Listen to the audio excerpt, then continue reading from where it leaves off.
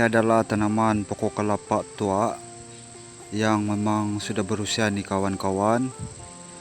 Jadi saya lahir saja tanaman ini sudah ditanam dan memang sudah dia dewasa lah sedia ini. Pada masa sekarang ini kawan-kawan, cara untuk mendapatkan hasil dia ini terpaksa menunggu dia jatuh sendirilah. Sebab sekiranya kita memanjat ini, pasti kita akan kedebuk di bawah ini kawan-kawan, sebab dia terlampau tinggi sudah ini. Pada mulanya tanaman ini ditanam secara pokok tunggal, tetapi sekarang dia sudah diintegrasi dengan tanaman getah lah. Biarpun sudah diintegrasi nih kawan-kawan, tapi penghasilan dia masih lagi memberi hasil yang lumayan lah.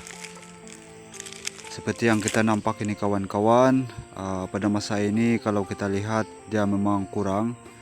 Sebab buah yang jatuh terlebih dahulu sudah diangkat dan disimpan dan telah pun dijual pada minggu lepas nih kawan-kawan. Jadi kita tinjau-tinjau dulu sebelum hujan turun ini kawan-kawan.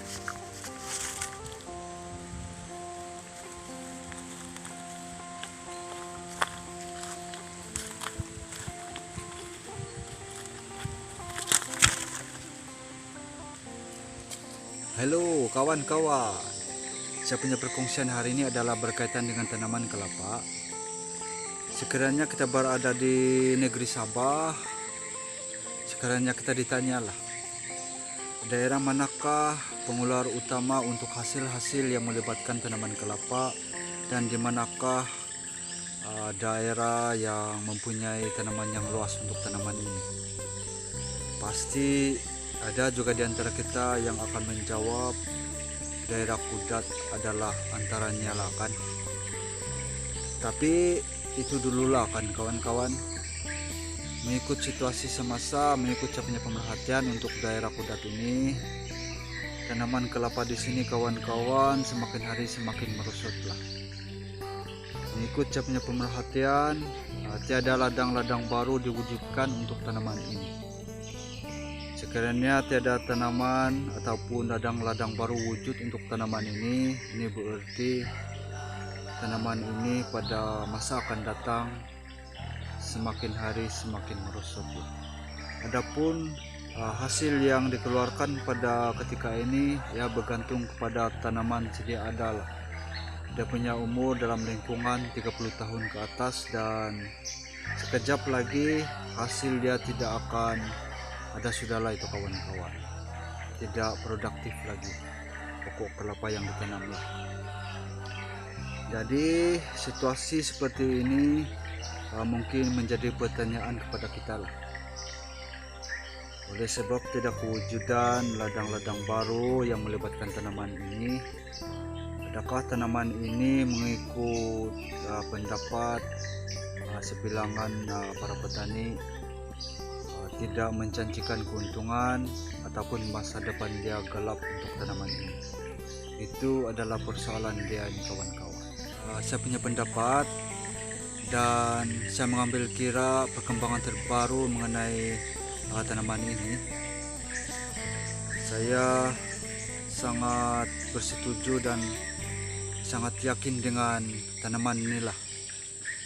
Sebab tanaman ini pada waktu sekarang permintaan dia sangat tinggi lah, terutamanya yang melibatkan tanaman ataupun pembekalan untuk kelapa muda kepada para peniaga, kelapa tua untuk pemprosesan untuk santan, dan juga sabut kelapa dia ini untuk jadikan kopi lah.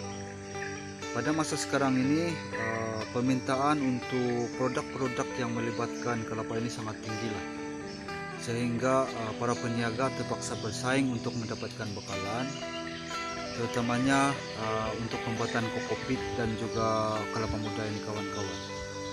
Kelapa muda kalau dilihat pada harga semasa, ada peniaga-peniaga yang sanggup menawarkan harga sehingga Rp5. Ini menunjukkan bahwa bekalan untuk kelapa muda ini sangat sedikit lah, sehingga para peniaga bersaing dan memberikan tawaran yang sangat tinggi untuk produk ini. Jadi bagi pendapat saya, untuk tanaman kelapa ini sangat berpotensi lah di masa-masa akan datang, disebabkan kekurangan pengusaha dan juga kekurangan bekalan untuk produk-produk yang melibatkan kelapa ini lah. Jadi rebut peluang kawan-kawan, kelapa memang sesuai untuk ditanam dan dikemaskan. Jadi setakat itu saja saya punya perkongsian kawan-kawan, semoga bermanfaat dan kita akan berjumpa di video akan datang.